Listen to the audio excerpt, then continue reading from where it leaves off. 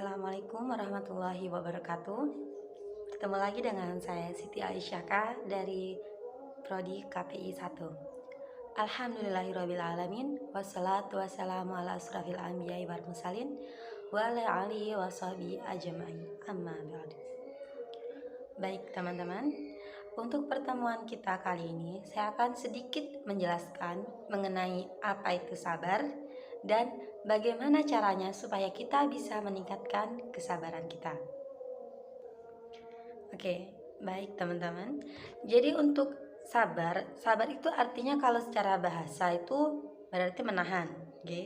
Nah, kalau secara istilah, sabar itu perilaku kita, perilaku teman-teman yang menahan diri dari segala bentuk hal yang tidak disukai.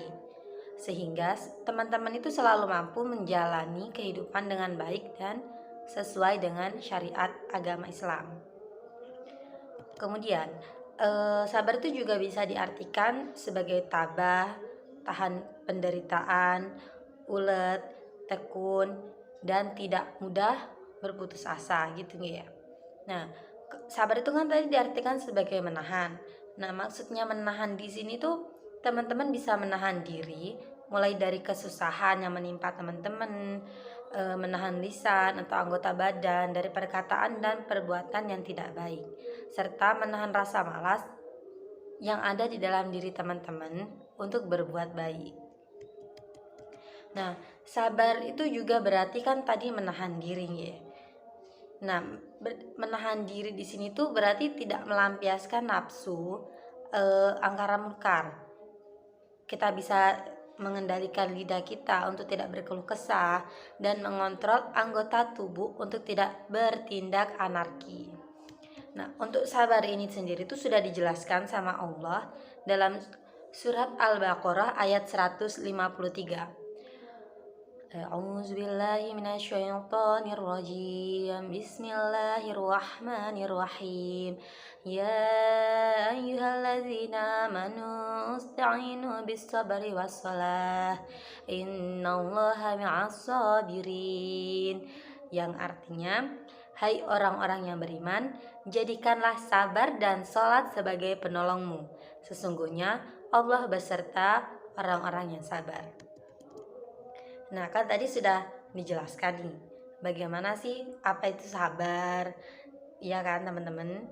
Nah, terus gimana sih caranya supaya teman-teman itu bisa meningkatkan kesabaran gitu.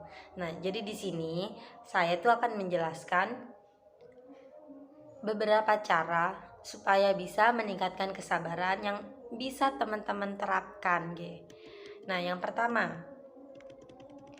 teman-teman bisa niatkan segala sesuatunya itu karena Allah Subhanahu wa Ta'ala. Jadi, kalau sesuatu yang diniatkan karena Allah, itu sesungguhnya sesuatu yang diniatkan karena Allah itu pasti akan mendapatkan ridho dari Allah. Dan keridhaan dari Allah itu akan menimbulkan yang namanya kesabaran. Nah, misalkan teman-teman mau belajar, berarti teman-teman harus niatkan belajarnya itu karena Allah gitu. Jadi sehingga ketika teman-teman belajar, teman-teman ada masalah apa, itu pasti akan timbul yang namanya rasa sabar gitu ya. Nah, yang kedua, puasa sunnah. Jadi esensi dari puasa sunnah itu kan berarti teman-teman menahan berbagai macam hawa nafsu. Misal dari hawa nafsu lapar, emosi, atau syahwat mungkin gitu ya.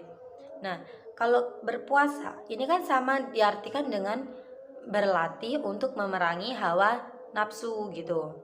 Jadi dengan teman-teman perbanyak puasa sunnah, berarti teman-teman bisa meningkatkan kesabaran teman-teman gitu. Yang ketiga, perbanyak membaca Al-Quran. Nah, dengan teman-teman membaca Al-Quran dan mengamalkannya dapat membuat hidup teman-teman itu lebih baik gitu. Jadi ketika teman-teman menghadapi persoalan-persoalan hidup gitu, jadi kesabaran itu akan muncul di dalam diri teman-teman itu sendiri. Yang keempat, memperbanyak membaca zikir gitu. Jadi zikir yang bisa teman-teman lakukan atau zikir yang bisa teman-teman terapkan itu banyak ya. Misalkan amalan zikir pagi, amalan zikir petang, zikir pembuka rezeki, zikir sebelum tidur, maupun amalan-amalan zikir lainnya yang memang sesuai dengan syariat Islam gitu. Jadi kan bentuk-bentuk zikir itu kan ada yang sederhana gitu, yang bisa teman-teman lakukan. Nah, dengan berzikir itu membuat hati teman-teman itu lebih tenang, sehingga kesabaran yang ada di dalam diri teman-teman itu bisa meningkat gitu. Nah, yang kelima, berlatih untuk bersabar. Untuk melatih kesabaran itu harus dilakukan secara terus-menerus supaya kesabaran teman-teman itu bisa meningkat gitu. Lebih dari itu, kesabaran yang dilatih terus-menerus itu akan timbul yang namanya kebiasaan. Nah, sesuai dengan sabda Nabi Muhammad SAW, barang siapa yang menyabar-nyabarkan diri atau berusaha sabar, maka Allah akan menjadikannya orang yang sabar. Nah, hadis riwayat Bukhari. Yang keenam, selalu berpikir positif gitu. Jadi pikiran yang positif itu akan sangat berpengaruh terhadap perilaku di kehidupan sehari-hari. Misalkan kesuksesan, keberhasilan, ketenangan hati, dan kesabaran itu bisa didapatkan dari pikiran yang positif gitu. Nah, yang ketujuh ini lumayan penting nih ya teman-teman. Itu mengatur emosi teman-teman. Jadi kan biasanya nih ya, ketidakstabilan, ketidaksabaran itu muncul karena emosi yang tidak baik gitu.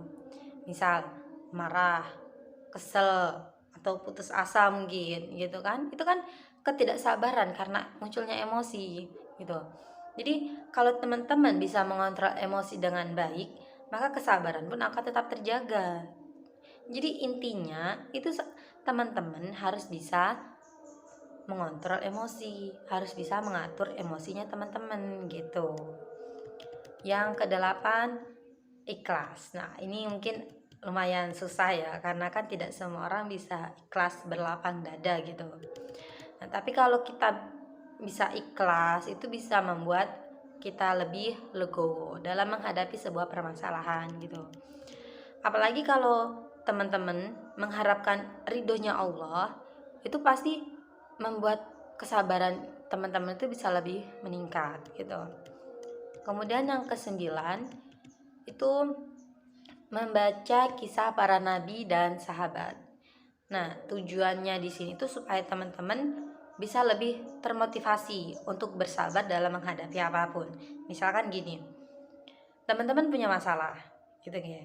Terus teman-teman baca kisah nabi dan kisah para sahabat. Jadi teman-teman bisa membandingkan masalahnya teman-teman sama masalahnya sahabat gitu. Nah, dari situ kan mungkin langsung ada pemikiran, oh iya, masalahku masih kecil, nggak bisa dibandingin sama masalahnya para sahabat, masalahnya nabi gitu. Nah, jadi dari situ akan muncul namanya kesabarannya teman-teman. Nah, yang ke-10 itu mencontoh orang yang sabar. Nah, kan tadi sudah termotivasi nih untuk jadi orang yang sabar. Nah, kalau sudah begitu, coba teman-teman untuk mencontoh orang-orang yang sabar. Misalkan mencontoh kesabarannya Nabi, mencontoh kesabaran dari para sahabat, atau mungkin mencontoh dari kesabaran orang-orang yang ada di sekitarnya kita mungkin. Bisa ya. Nah, yang ke-11, teman-teman harus lebih sering melihat ke bawah. Harus melihat ke bawah ya, bukan melihat ke atas gitu. Jadi maksudnya melihat ke bawah itu teman-teman mencoba untuk menyadari bahwa banyak orang yang tidak lebih beruntung daripada teman-teman gitu. Jadi kalau kita sering melihat ke bawah itu kita akan lebih bersyukur dan sabar ketika menghadapi sesuatu gitu. Gitu ya teman-teman. Nah, yang ke-12 itu mengingat janji-janji Allah. Janji-janji Allah tuh banyak ya, apalagi kalau soal kesabaran gitu. Misalkan orang yang sabar akan dijanjikan surga. Diriwayatkan dalam hadis Bukhari, Anas bin Malik radhiyallahu anhu meriwayatkan, aku mendengar Rasulullah shallallahu alaihi wasallam bersabda, sesungguhnya Allah berfirman, apabila aku menguji hambaku dengan kedua matanya, kemudian dia bersabar, maka aku gantikan surga baginya. Masya Allah ya teman-teman ya ganjarannya. Kemudian yang kedua, ganjaran yang kedua yaitu orang yang sabar akan diberikan pahala tanpa batas. Ini sesuai dengan Quran surah Az-Zumar ayat 10 gitu. Yang artinya, katakanlah Muhammad, wahai hamba-hambaku yang beriman, bertakwalah kepada Tuhanmu. Bagi orang-orang yang berbuat baik di dunia ini, maka akan memperoleh kebaikan. Dan bumi Allah itu luas. Hanya orang-orang yang bersabarlah yang disempurnakan pahalanya tanpa batas. Nah, ini penting juga ya teman-teman. Jadi kalau teman-teman bersabar, insya Allah pahalanya teman-teman ini akan diberikan tanpa batas gitu. Yang ketiga, ganjaran yang ketiga yaitu orang yang sabar akan diberikan rahmat dan petunjuk. Diriwayat sesuai dengan firman Allah, Quran surah Al-Baqarah ayat 157,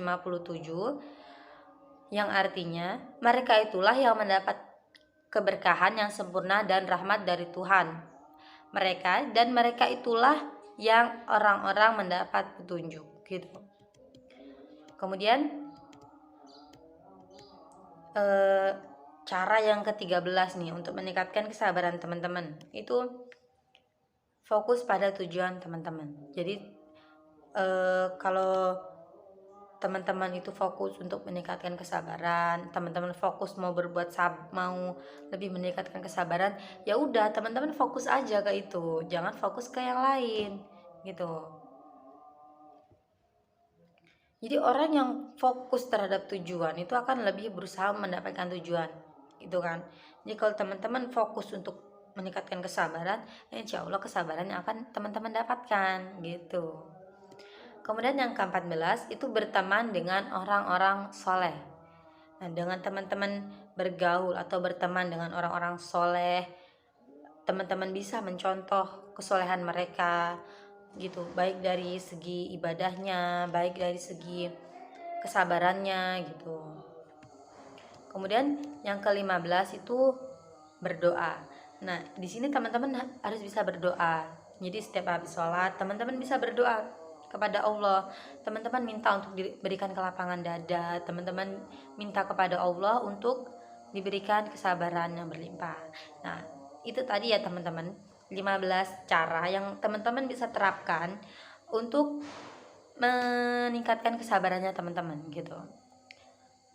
Cukup sekian mungkin dari saya. Semoga sedikit ilmu yang saya sampaikan bisa bermanfaat bagi kita semua, khususnya bagi teman-teman yang ingin meningkatkan kesabaran. Oke. Mohon maaf bila ada salah kata dari saya. Saya akhiri. Wassalamualaikum warahmatullahi wabarakatuh.